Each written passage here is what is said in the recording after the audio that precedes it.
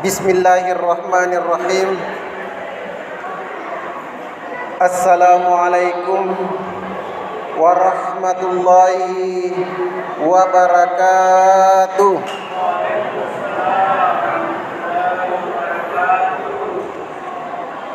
Alhamdulillah. Alhamdulillahilladzi hadana li hadza wa ma kunna linahtadiya laula an hadanallah.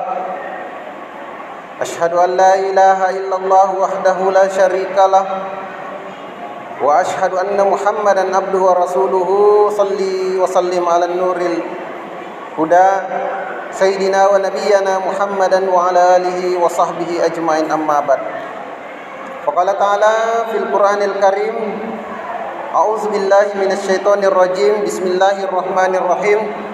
Wa qada rabbuka alla ta'budu illa iyyahu wa bil walidaini ihsanan.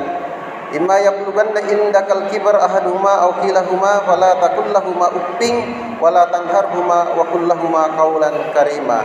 Shadaqallahul adzim. Alhamdulillah, puji syukur kita panjatkan atas kehadirat Allah Subhanahu wa taala. Alhamdulillah, tidak terasa pergantian siang dan malam, rasa dingin dan rasa dahaga, sehingga pada malam ini kita masuk di malam yang ke-18, dan tidak lama lagi kita tinggalkan 10 kedua bulan suci Ramadan. 10 kedua bulan suci Ramadan, sebagaimana hadis Nabi disebut maghfiratullah, ampunan Allah, dan kita beralih ke 10 ketiga yang paling utama, yaitu itqum minan nar, 21 sampai 30. Dan tak lupa kita kirimkan salawat dan salam kepada junjungan kita, Nabi besar Nabi Muhammad sallallahu alaihi wasallam, Nabi yang telah membawa umatnya dari alam kegelapan atau minadzulumati ilan nur menuju ke alam terang benderang dengan satu konsep yang dibawanya, yaitu ajaran Islam yang dilandasi dengan keimanan. Alhamdulillah, di malam yang ke-18 ini tema kita adalah birru wal walidain. Jadi anak-anak tidak usah ditulis bahasa Arabnya, cukup diartikan birru wal walidain. Artinya itu berbakti kepada kedua orang tua. Jadi cukup bahasa Indonesianya yang ditulis, berbakti kepada kedua orang tua. Kalau dalam bahasa Arabnya disebut birru wal walidain. Hadirin sidang jamaah tari rahimakumullah, orang tua kita merupakan orang yang sangat berperang atau memiliki jasa besar terhadap kita, anak-anaknya. Berkat kedua orang tua kita sehingga kita terlahir ke dunia ini. Orang tualah yang memiliki peran penting. Orang tua yang mengandung kita,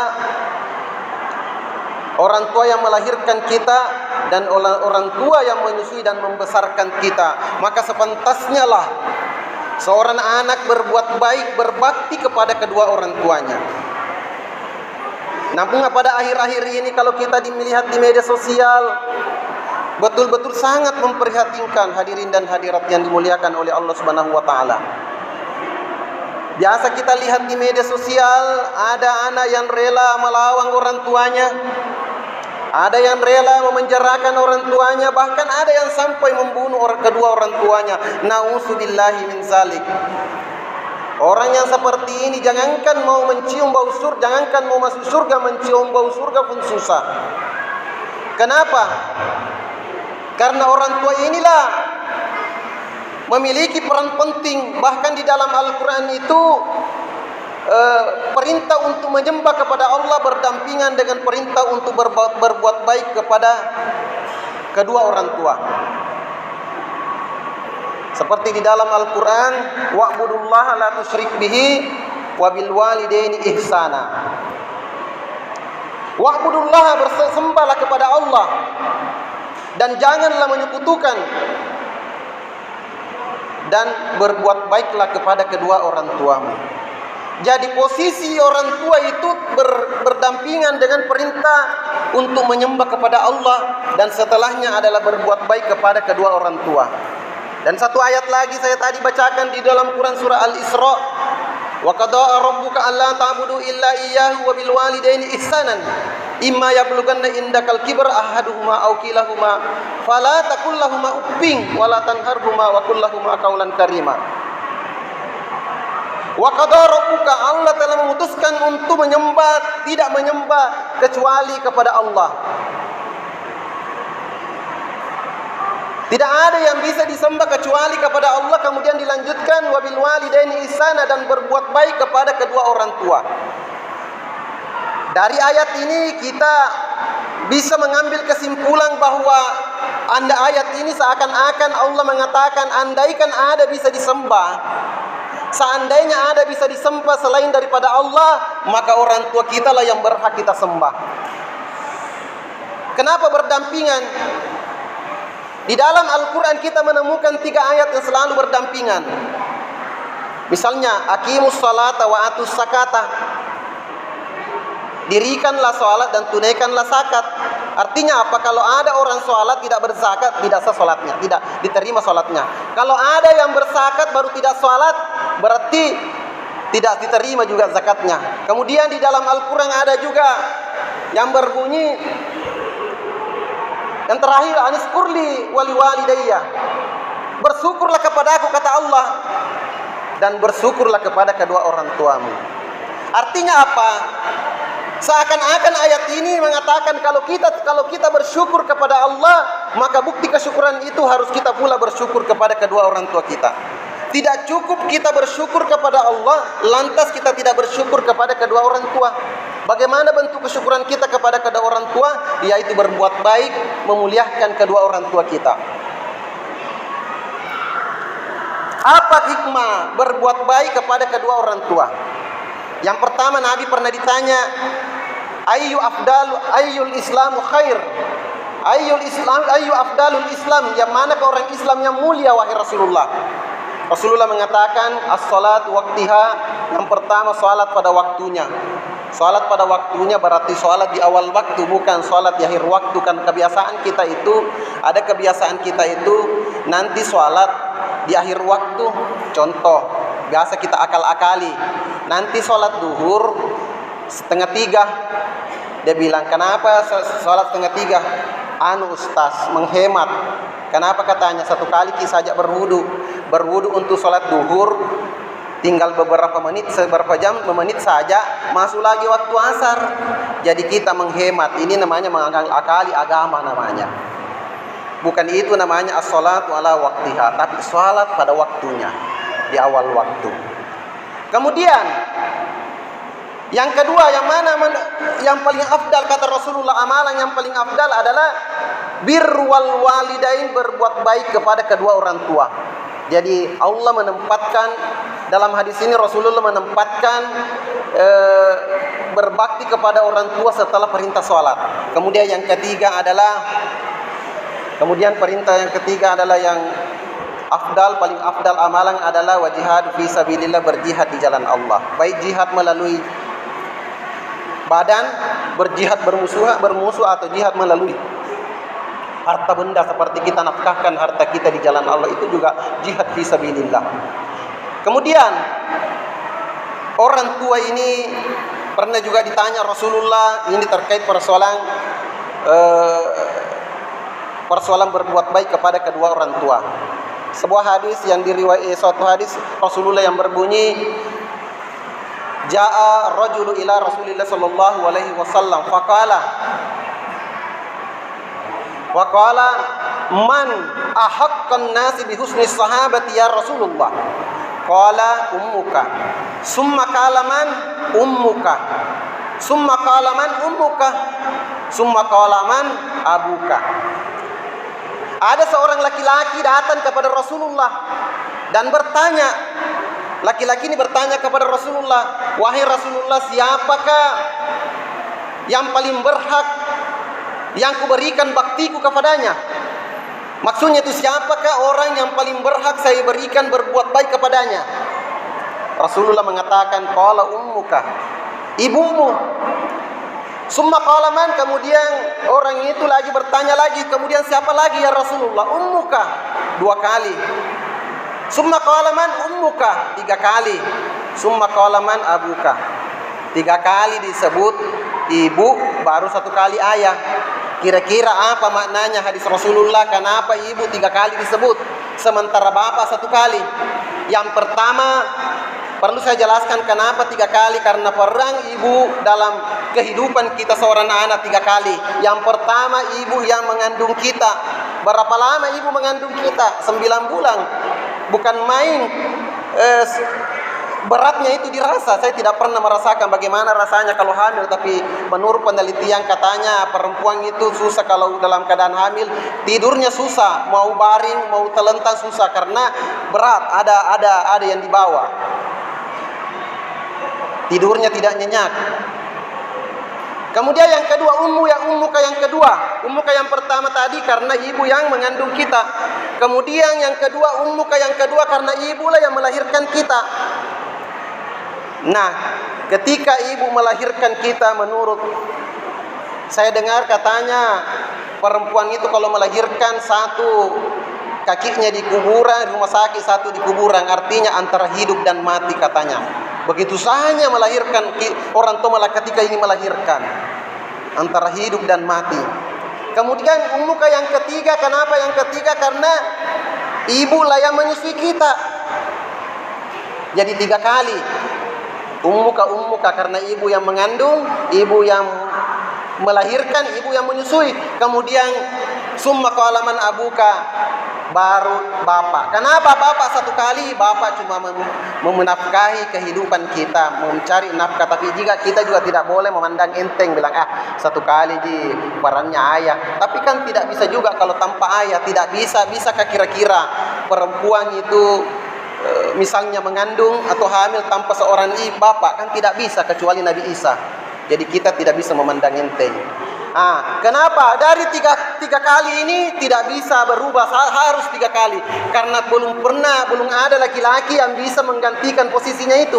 Belum ada laki-laki yang bisa hamil. Tidak ada. Kalau laki-laki yang menyerupai laki-laki menjadi perempuan, mungkin karena perkembangan teknologi mungkin bisa.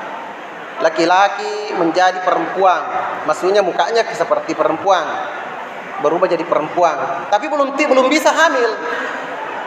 Kemudian tidak ada laki-laki yang bisa menggantikan peran perempuan untuk melahirkan. Selama peran laki-laki tidak bisa melahirkan, maka hadis Nabi itu tak ummuka 3 kali.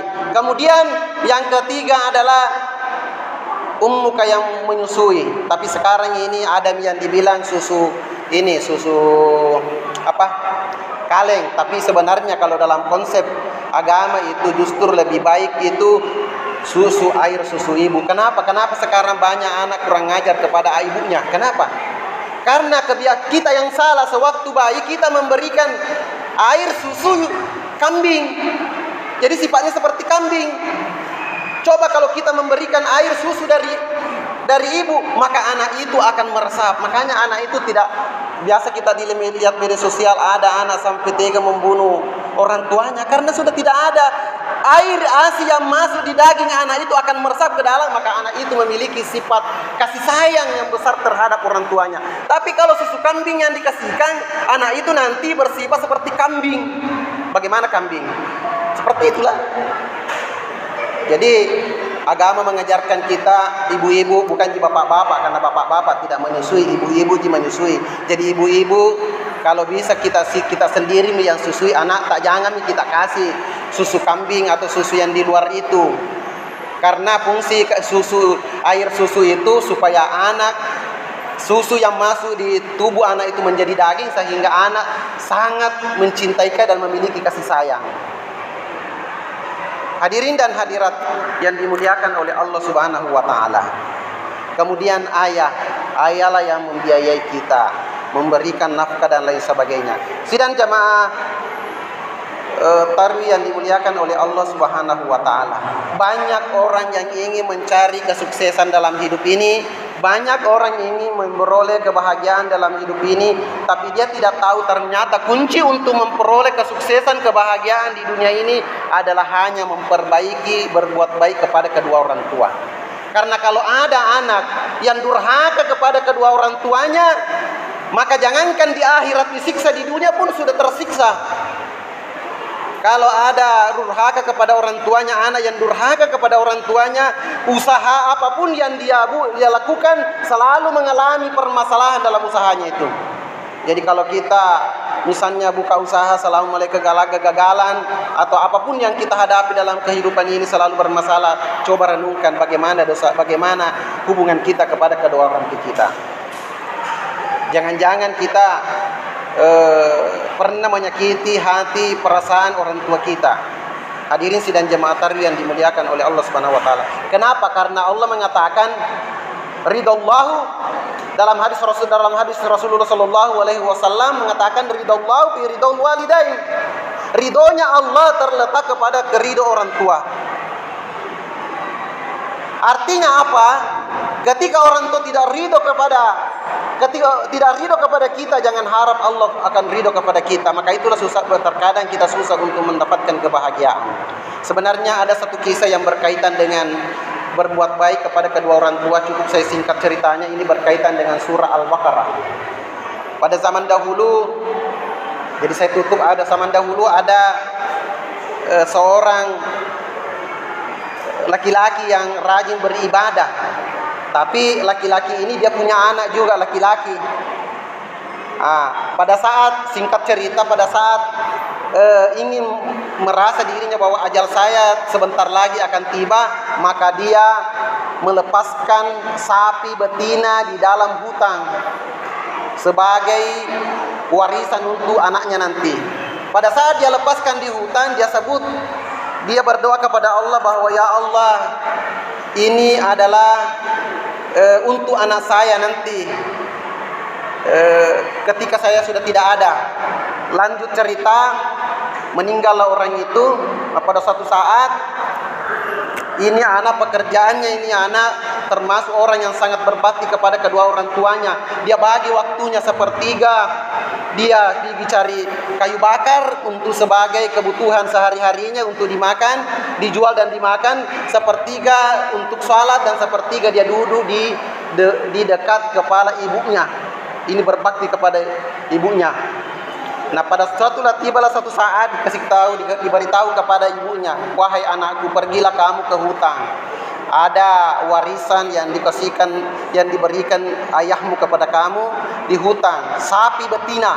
Pada saat nanti di hutan kamu panggil itu sapi dengan menyebut Tuhan Harun dan Tuhan Musa, karena ini hidup di zaman Nabi Musa. Ketika dipanggil, datanglah sapi itu mendekat kepada pemuda itu, kemudian dituntunglah sapi itu pulang. Tiba-tiba sapi itu berbicara. Dia bilang, wahai anak muda, kamu capek menuntung saya. Andaikan kau naik di punggungku, kamu enak. Apa dia bilang pemuda itu? Saya disuruh sama ibuku untuk menuntun, bukan untuk menaiki kamu. Begitu berbaktinya ini seorang anak.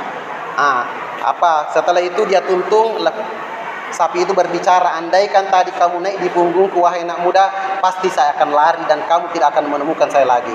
Alhasil sampailah pemuda itu di rumahnya. Kemudian orang tuanya bilang, dia katakan, wahai anakku, bawalah sapi itu di pasar, kamu jual. Pemuda itu berkata, berapa saya jualkan?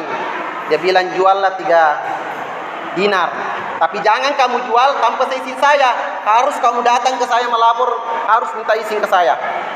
Dibawalah sapi itu ke pasar, kemudian ada malaikat menyamar sebagai kakek-kakek.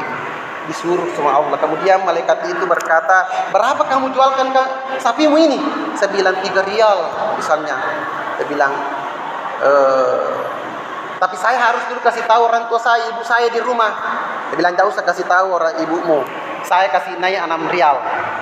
Bilang, walaupun kamu mau beli sapi ini sebanyak bulunya ini saya tidak mau tanpa seisi, kalau tanpa sepengetahuan orang ibu saya. Maka pulanglah pemuda itu kasih tahu orang tuanya, ibunya. Dia bilang ibunya, ya juallah 6 rial. Dan ingat kalau mau dibeli itu, kau sepakat, ingat kasih kembali lagi, beritahu kepada saya. Sampailah ke situ lagi di pasar, datang lagi itu malaikat yang menyamar sebagai manusia. Dia bilang, berapa mau kujualkan ini sapimu? Dia bilang 6 rial. Bilang, tapi saya harus kembali ke ibuku untuk kasih tahu. Bilang, jangan kasih kembali. Saya beli 12 rial. Bilang, tidak bisa, walaupun kamu mau beli sebanyak apapun, harus saya kembali kepada orang tuaku. Maka orang pemuda ini kembalilah kepada ibunya. Dia kasih tahu, ibunya berkata, itu yang datang kepada kamu itu bukanlah manusia biasa, itu adalah malaikat yang diutus oleh Allah untuk menguji kamu. Kasih tahu itu malaikat, apakah Allah memerintahkan saya untuk menjual ini sapi atau tidak? Maka sampailah pemuda itu, dia kasih tahu seperti itu sebagaimana pesan orang tuanya.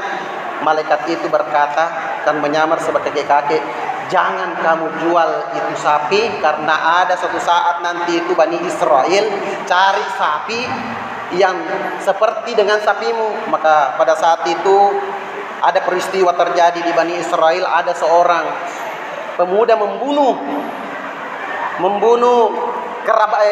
orang tuanya karena ingin mendapatkan warisan.